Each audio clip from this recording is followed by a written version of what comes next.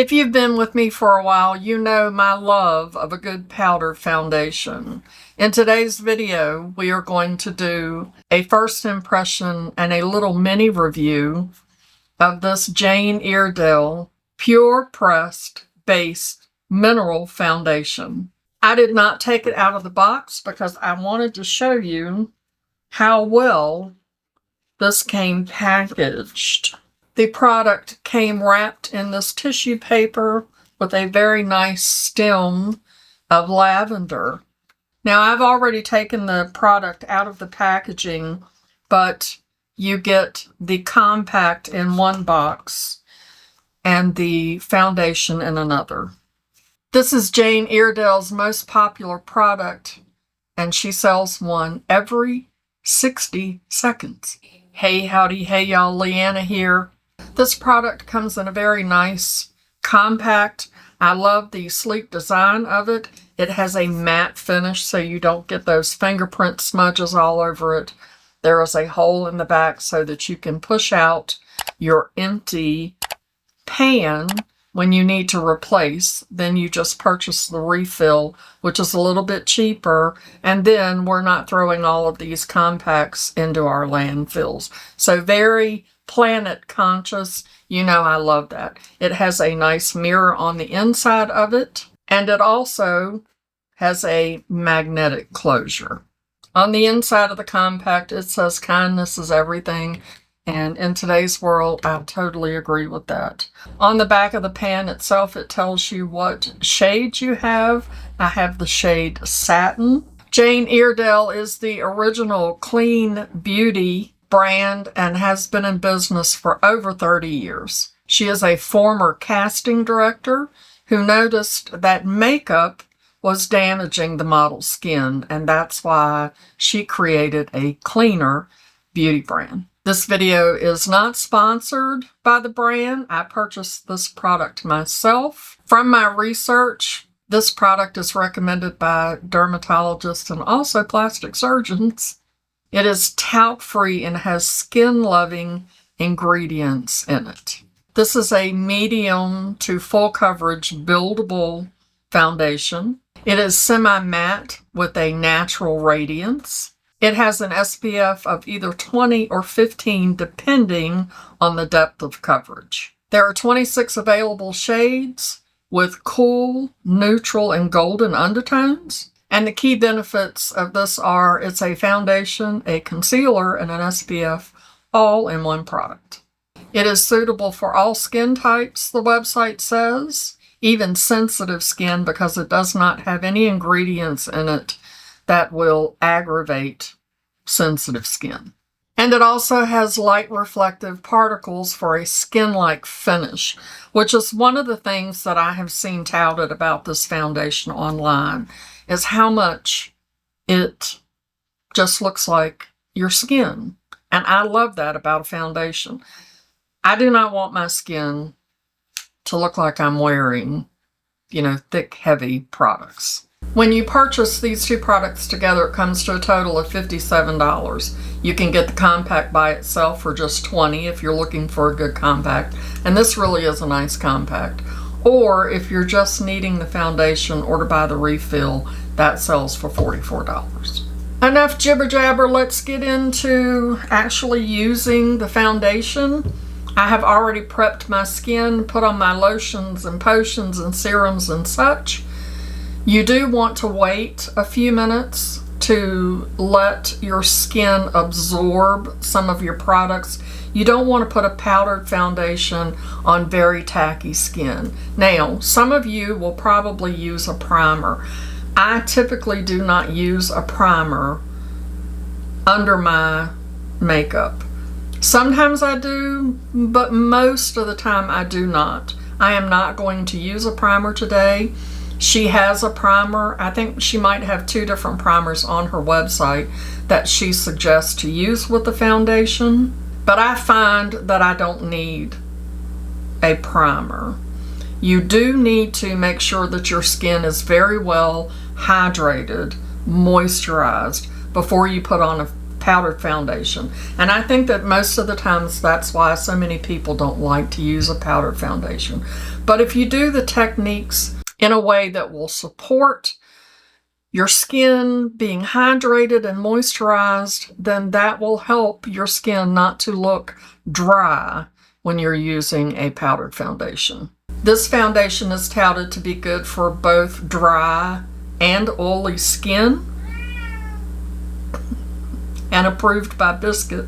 If your skincare products have not kind of dried down a little bit and absorbed into your skin, when you're placing a powdered foundation over top of that, it can grip and cause the foundation to look a little patchy.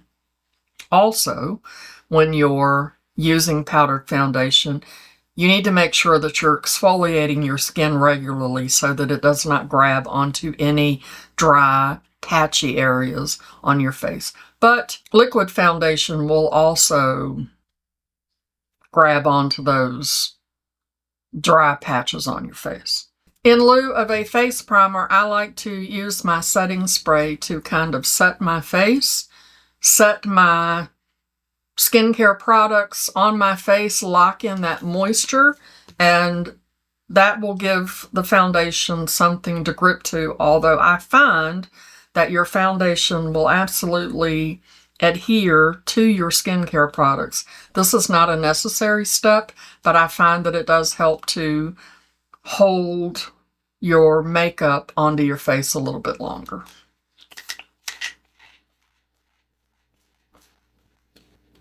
I love the e.l.f. Stay All Night Microfine Setting Mist. It has a phenomenal mister on it. And then when you're done, you just fill it up with your other setting sprays that don't have a great mister on them. Now I'm going to give that just a few minutes to dry down. Also, this foundation does not come with a sponge or a brush to apply. She does have a brush that she suggests on her website. I am going to use a brush. This is a Rose and Ben C42. It's my favorite brush to apply my powdered foundations with. I use this for liquid as well. It will do either or. I don't typically like to use a sponge or a puff to apply my powdered foundations because it just applies it too thick. I don't like for my foundation to be really thick. I don't mind building it up. I don't want it to feel heavy, but I don't mind building it up. But I find that when I use a brush, I have way more control over where I'm placing the foundation, being able to actually buff it into my skin because I feel that that's an important step. It just gives me way more control. If you're wondering, I always put my base on before I do my eye makeup, so I'm not doing this in any different order than I normally would. This is a mineral foundation, and on the website it says to apply the product by swiping downward, which will apply the product onto your face, kind of like fish scales, to help lock in that moisture and keep your skin from looking dry. It says not to buff, but I'm a buffer, so we're going to apply it in downward strokes, but I am also going to buff it because I'm a rebel. So I'm picking some up on my brush. We are going to do the downward strokes. And then once I get it applied, I will buff it in because I think that foundation looks better when you buff it into your skin. This also says that you can use it as your concealer under your eyes. My under eye area, if you can see, is very dry. So I don't like to put powders under my eye. I typically do not use a lot of concealer. I am going to apply some concealer under my eye, but I think I'm going to apply this foundation under one side just so that we can see how it does. It is going on very smoothly.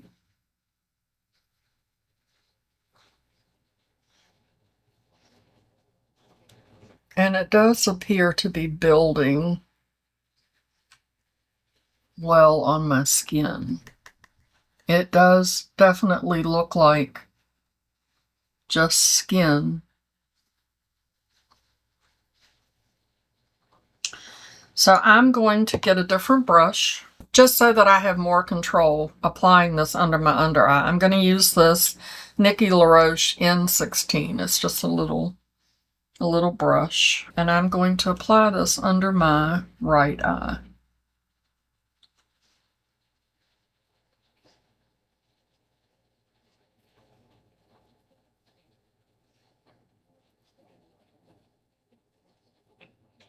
And as you can see, for me, it does accentuate the wrinkles under my eyes.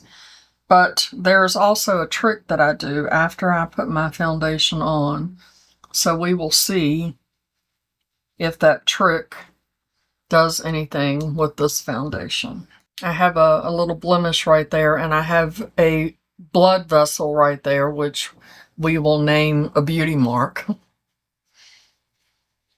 Maybe I should have gone with a little bit darker shade, but I do like how it's looking. I feel like this will be a good shade, even though we're in the fall now. This will be a good shade for me in the winter. So now I'm going to take my concealer. This is the number 7 Hydroluminous Dark Circle Concealer, and it is in the shade number 2, and place this under my left eye so that we have a comparison. And I always just use my finger. So far, I'm really liking the foundation. As you can see, my skin does not look dry. I do not feel that it is accentuating any of the fine lines, wrinkles, or texture on my face. I am going to finish up the rest of my makeup, and then we will come back and I will show you what I do at the very end to help reduce some of that powdery look, even though this really doesn't look powdery to me. I have applied my bronzer, my blush, my highlighter. I have done my eye look. I have sparkles all over my cheeks, and that's okay. It does not bother me. Before I do my lashes and my brows, I wanted to show you what my next step is. So I take my setting spray and set my face.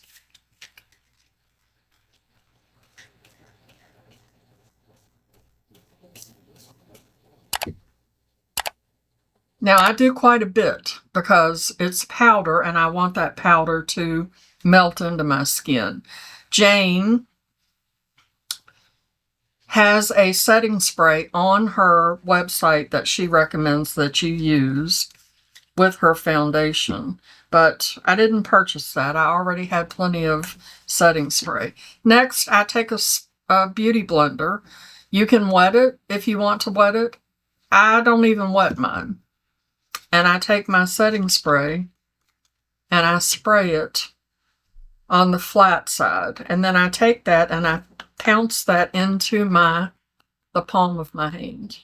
Because I don't want it to be, I want it to be damp, but I don't want it to be soaking wet.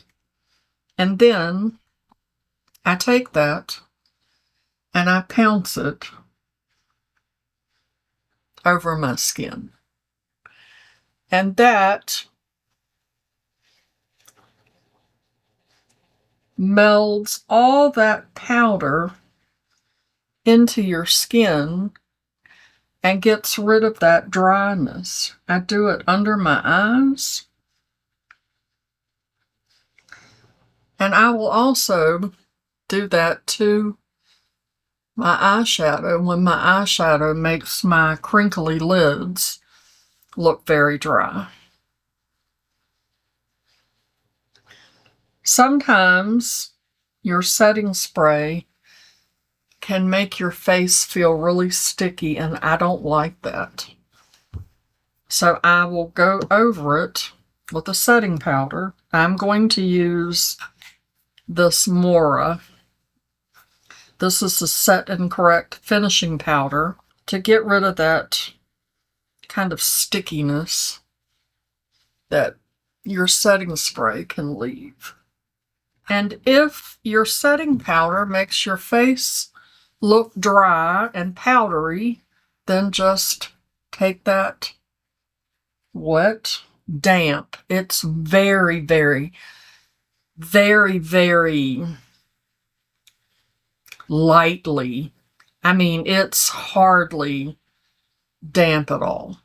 And just go back over it. It does not make your face sticky now at this point, if that's a problem. And that's how I finish my powder foundation. Now I'm going to finish my lashes, brows, put on a lip, and I'll be back. My makeup is complete, and when I look at my skin, it looks like skin. I'm looking at my little crease areas. There is just a little bit of creasing. That is probably because it took a while before I actually set that down with my setting powder, but I know that I could go back in with my little sponge and go over that, and it will take that out. I think that the foundation looks amazing. I can tell by the way the foundation looks that it is very hydrating. It does not make your skin look dry at all. I really do like it. This might replace my other favorite powder foundation. We'll see. I'm going to play around with this some more because I typically, when I go to work, I wear a powder foundation. I'm not really a liquid foundation girly. I like my powdered foundations.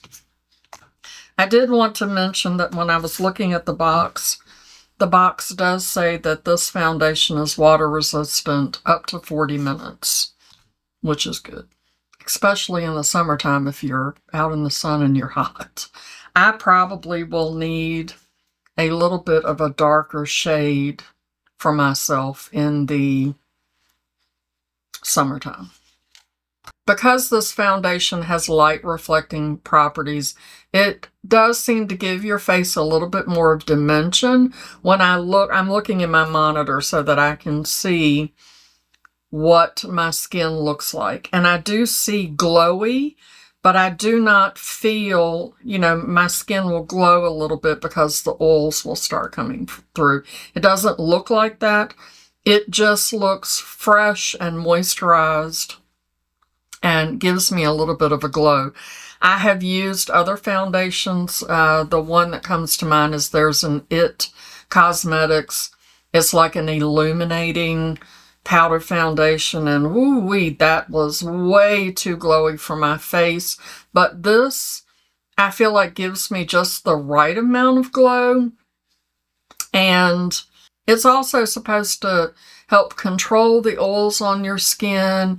It is supposed to make your skin feel hydrated if you have dry skin. It's not supposed to make your skin look like you've got a lot of powder on your face and that your face is really dry. Also, because of the minerals in the foundation, I believe it's supposed to help you retain moisture so that your skin throughout the day does not lose moisture. It helps to keep your skin hydrated. You can also use this powdered foundation over top of a liquid foundation to set it. You just swirl your brush, a big fluffy brush, in there and apply it lightly, just as you would any type of setting powder or finishing powder. So if you've given up on powdered foundations because you feel like they accentuate the fine lines and wrinkles and texture on your skin, maybe this would help you to reconsider trying a powder foundation. You don't have to necessarily use this one, but hopefully some of the techniques that I have shown you here today are helpful in helping you apply a powdered foundation without having all of that dryness or texture on your skin. So for this first impression, I really do like the foundation. I'm going to continue wearing it throughout the evening. I have some other videos that I'm going to record. I'm under these rather hot lights. We'll see how the foundation performs for the rest of the evening. I will let you know in the pinned comment how things went. I will keep using this foundation and possibly give some updates on it if you're interested. Let me know down in the comments if you have purchased this foundation and what you think of it. I will have a link to the product in my description. It will be an affiliate link if you use that.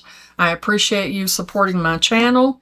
If you enjoyed my video, I would love it if you would show that like button some love. It really does help out my channel.